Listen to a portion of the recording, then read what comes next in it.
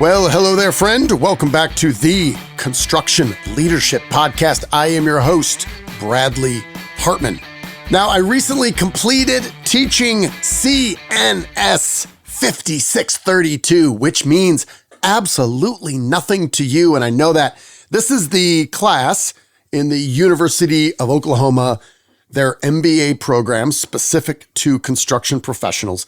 And this course is Leadership Principles in Construction.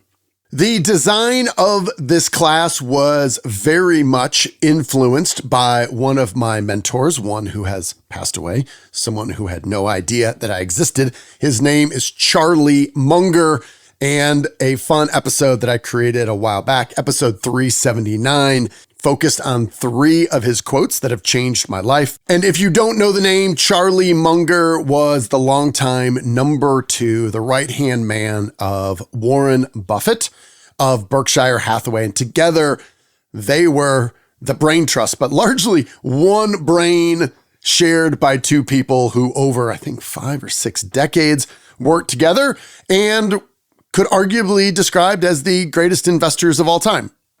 An amazing book that I have gushed about that is probably the best, $70 I ever spent. That's right. The book is $70. It's called Poor Charlie's Almanac. It is the best business/coffee table book ever. This thing weighs, I think it actually weighs over 5 pounds. It is huge.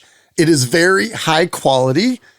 There's extensive binding to keep all these 300 some odd pages, all color, with lots of images and incredible text that really breaks down the fundamental mental models that Charlie Munger really believes in. As I was designing this class, I was thinking about this idea of a lattice work of mental models. I was thinking about this leadership lattice work, which is Charlie Munger's term for this collection of related mental models about how the world works, and therefore how you might look for opportunities to expand your influence and achieve your goals. And Charlie's quote on this idea of a lattice work is as follows. He writes, "You can't really know anything if you just remember isolated facts. If the facts don't hang together on a lattice work of theory, you don't have them in a usable form. You've got to have models in your head." And Charlie Munger talks about this 3-step framework for intelligent decision-making that I'm a huge fan of. This book that I wrote with Carl Moyer called Yes, Fear Works, But There's a Better Way. The structure of that book is actually the identical here. I came right back to this. Why? Well, I'm not super interested in being original if I'm being less effective. This works. So this 3-step framework for intelligent decision-making is number 1, quickly eliminate the big universe of what not to do and this concept of inversion that we'll talk about. Number 2, follow up with a fluent multidisciplinary attack on what remains. And then 3, act decisively when and only when the right circumstances appear. So as we started off this class with 32 talented construction professionals from across the United States and beyond, we immediately started talking in the first session about this idea of inversion, which is what not to do. And the general idea here is there are millions of ways to be successful. There's a small handful of things that you should not do, rules to not violate. And if you just avoid doing those, you will be better off than most. Here's a useful paragraph from Poor Charlie's Almanac. Charlie generally focuses first on what to avoid, that is, on what not to do, before he considers the affirmative steps he will take in a given situation. All I want to know is where I'm going to die, so I'll never go there, is one of his favorite quips. In business, as in life, Charlie gains enormous advantage by summarily eliminating the unpromising portions of the quote-unquote, the chessboard, freeing his time and attention for the more productive regions. Charlie strives to reduce complex situations to their most basic, unemotional fundamentals. And that is what we were trying to do here. Charlie constantly preaches about this idea of inversion or inverting the problem. Here's a mundane example. Where do you want to go to eat tonight? This can be an oddly difficult question in our family. And I'll flip that and I'll say, well, what do we definitely not want? And we'll say, okay, well, we just had Italian. We don't want that. And we're definitely not going to that restaurant. Last time we went there, there was a cockroach leg we saw in the salad. We're not going to do that. Well, once we do that, we've now narrowed our list of possibilities. This is what Charlie means when he's talking about inverting the problem, of knowing what to avoid. Here's his quote. He said, "The Munger system of avoiding dumb stuff will alone, strictly adhered to, allow you to prevail over your betters, your competition, no matter how smart they are." There's a classic line where Warren Buffett is kind of poking fun at this idea of Notre Dame and the play like a champion today. And he says, no, don't play like a champion today. Just remember to put on your helmet. You don't need to go above and beyond and be smarter than everyone else. Just avoid doing the dumb stuff and have a discipline about avoiding what not to do, avoiding the obvious banana peels on the middle of the sidewalk. If you avoid those and you do that long enough, you will come closer to greatness than if you strive to go out and do things beyond your capabilities day after day. Charlie writes, "It is remarkable how much long-term advantage people like us have gotten by trying to be consistently not stupid instead of trying to be very intelligent." So this is where we started immediately in the class. We got to know each other. And I said, let's just start developing this list of what not to do. And in the first session, we had a whole bunch of ideas and we took notes on those and we made a list and then we shared them prior to the second class. Second class, we added a few more. We did this for the first 4 sessions of our time together. And I didn't tell them why we were doing this. We would just talk about it. I would document it. The list would grow. I would share those before the next class. And then inevitably, someone would say, oh my gosh, I got one. You'll never believe what happened this week in work. Definitely don't do this. And we slowly started to add, but what happened over time is we started getting somewhere between 24 and 36 of these what not to do's. We started realizing that we kind of had the main ones. And anytime someone said, oh, I've got one to add, we'd look at our list and we'd say, okay, that's either a duplicate or it's kind of a nuanced version of one that's already there. So after 4 weeks, I just took the list and I quit talking about it. And then at the very end of the class, I presented to them a printout of this tool. It was a small booklet. It was printed out and it was titled Leadership Inversions, Lessons on Navigating Leadership's Potholes. So you'd flip it open and you saw all the names of everyone in the class because this was created by them. It then presents the 3-step framework for intelligent decision-making, number 1 of which is quickly eliminate the big universe of what not to do. And my little preamble said, life is unpredictable, leading people is never simple, and we all need a reminder now and then. Here's to making leadership a little easier. Good luck out there. And what this is a little booklet, a little reminder of exactly this idea of leadership inversion. If you just flip through this, maybe every week, once a month, and you just avoid doing this stuff, you will be better off. So I'm going to give you some highlights from this booklet now. And on the first page is number 1, don't lose control of your emotions. Think fundamentally, when you think of that phrase, control what you can control, that begins and ends with your emotional outbursts. I won't go to the extent to say that it's never useful to have an emotional outburst to lose your emotions, but those are absolutely the minority. Those are the exceptions to the rule. Control yourself. Poise is a mark of a great leader. The next page has 2. Don't dish blame when things go wrong. Don't steal credit when things go right. This is a longer version that the class came up with than the 4-word leadership mantra that my friend Tim Rethlake shared to me, which is give credit, take blame. The next one is don't talk more than you listen. They might have been sharing that directly with me. Point taken. The next one was fantastic. A student said, don't show me a stick and tell me it's a carrot. This one was very timely. We are working with 3 clients right now on thinking through their leadership and management models. That includes compensation plans and incentives. And I recently dug through my stuff to find my notes on this fantastic paper by Stephen Kerr from the Ohio State University that was suggested to me, probably a decade ago by Jim Sobek, who's been on the show multiple times. And he loves referring to this research paper because it is so poignant.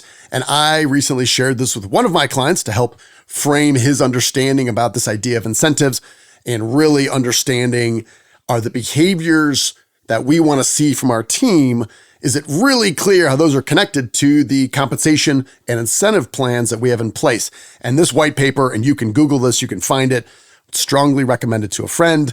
It's something I read at least once every single year, but it is titled On the Folly of Rewarding A While Hoping for B. And this can be an entire separate episode, but very often the behaviors that we want to see and the behaviors that we don't see, that we struggle with and we coach to, and these are not aligned with our compensation plan or incentives that either exist from your company or the outside world.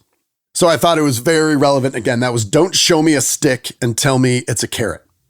The next one was don't ignore suggestions from your team, followed by don't just start changing things as soon as you show up.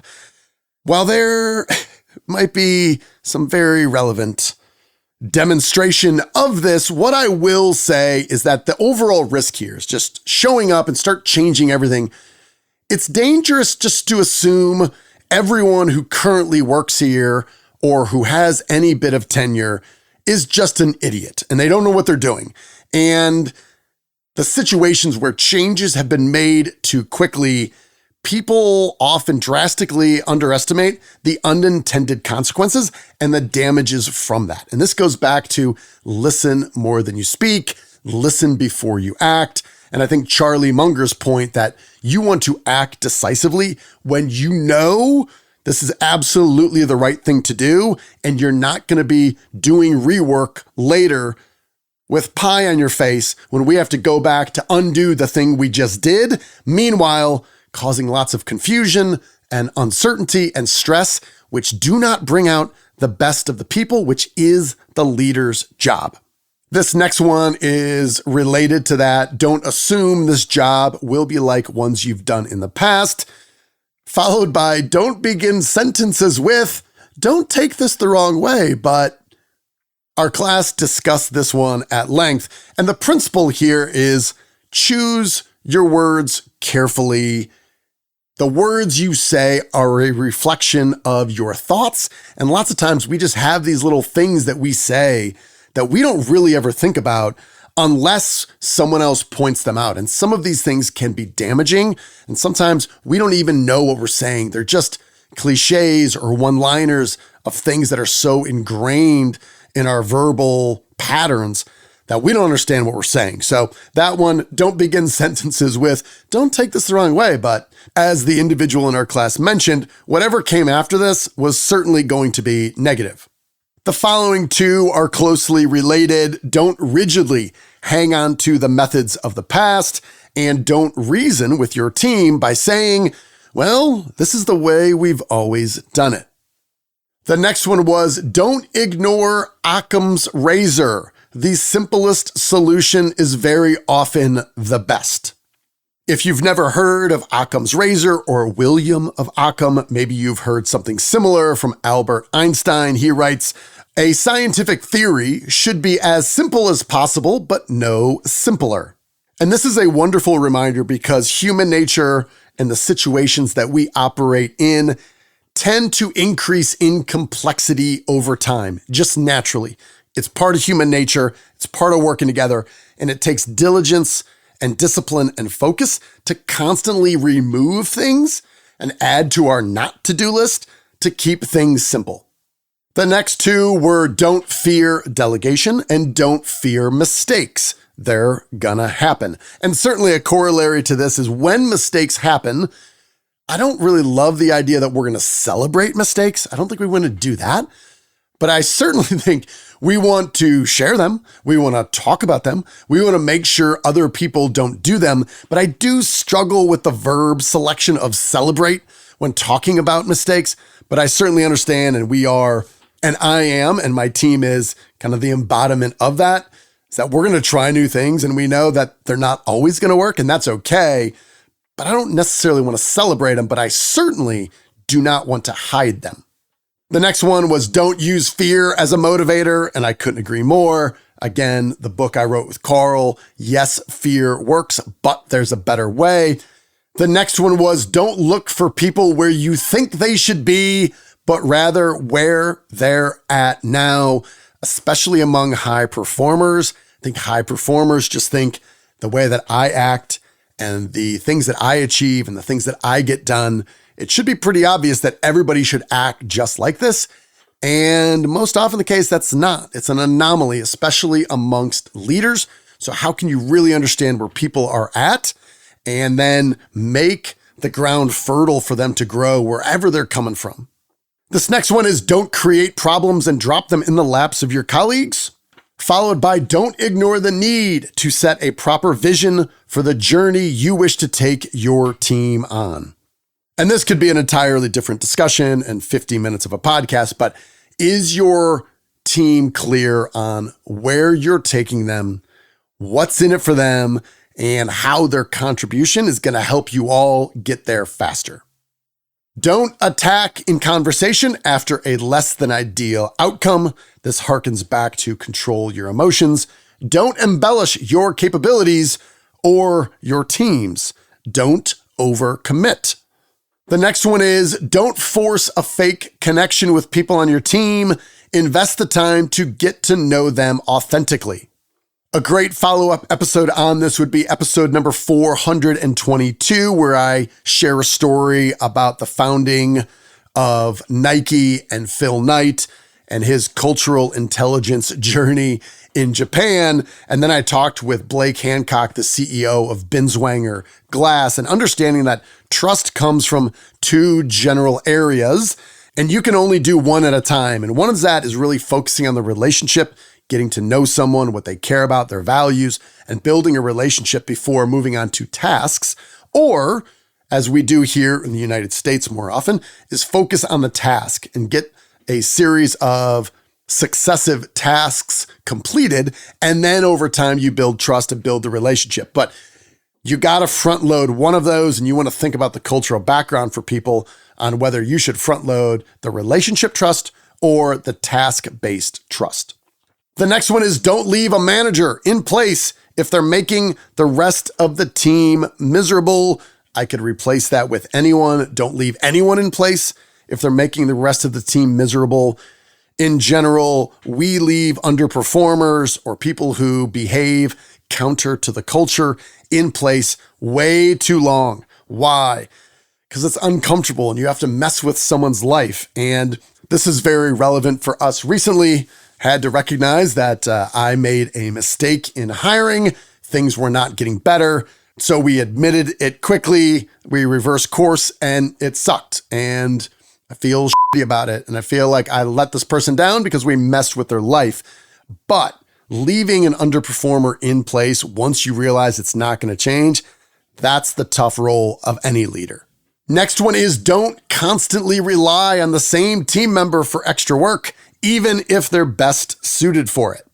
Don't allow space for ambiguity or confusion. Human nature dictates these gaps will be filled with negativity, rumors, and worst case scenarios. Again, this is something that Blake Hancock said in episode 422. He said, in the absence of clarity, people will fill in the blanks. And when they do, they will never give you the benefit of the doubt. They will always fill it in with something negative. Why? Because it's human nature's aversion to risk. So make sure everyone is 100% clear on the vision, where you're going, why they should be part of it, their daily contribution to the goal, and always answer what's in it for them. The next one was don't delay or omit an apology when you realize you're dead ass wrong. And that is very large. It's in red and there's an asterisk because this came out very memorably when one of our students shared this. And I would say this is true whether you're dead ass wrong or just any type of wrong. And I, for the better part of my life, have been a very, very poor apologizer. And it's something I've been working on very diligently over the last couple of years, mainly due to working with my wife. Moving on. Don't ignore obvious obstacles lying in the path of your team's success, and don't create new ones either. Don't punish people for expressing their opinions. Don't micromanage. Walking into my office to alert me about an email you sent 2 seconds ago is unproductive and annoying. Don't preach and breach. If the leader's behaviors fail to embody the message or the vision provided, the team won't trust them. And last but not least, it says, don't feel like you've got to be the smartest person in the room. And this is a tough one because I think most people, and I've certainly been guilty of this, is most people, when they are, especially in a public setting, they want to add value. They want to share insights. They want to be useful. They want to deliver value first. And sharing their thoughts on these is one way to do that. And of course, Charlie Munger found a very easy way to not fall into this trap of trying to be the smartest person in the room when surely he was often the smartest person in the room. From poor Charlie's Almanac, they write, on stage at the Berkshire annual meeting, Warren Buffett generally takes the first stab at answering a question, but then usually turns and says, Charlie? Immobile and expressionless, Charlie typically replies, I have nothing to add. Those 5 words have become a trademark of Charlie's that often delights both Warren and the audience. I have tried doing this. This is one of the hardest things in the world. I have found myself, when it comes back around, my whole team shares their thoughts, and I think we've covered 99% of it. And someone will say, Bradley, got anything to add? And I will say this. I'll say, no, but I will say this. And what I'm just saying is, yes, I do. And I want to add on, and I want to cover more territory. If my team has already covered 90% of it, I should just say, I have nothing to add. I would challenge you to try this, especially as a leader when it's your meeting. This is one of the hardest things in the world to do. But if you can just do it once a week and start developing this habit, I think you and your team will be better off and you will have more time on your calendar. So my friends, there you go. That is our little booklet from the University of Oklahoma, CNS 5632, Leadership Principles in Construction. These are some of the key leadership insights of what not to do from some really smart people all across the country. The last thing I'll mention here is, yes, this takes a little time to organize. Yes, it took me a little bit of time to lay it out in a booklet. And of course, I tried to change the font styles to make it interesting. And I used DALL-E to add in some AI-generated artwork that I think certainly amplified it a little bit.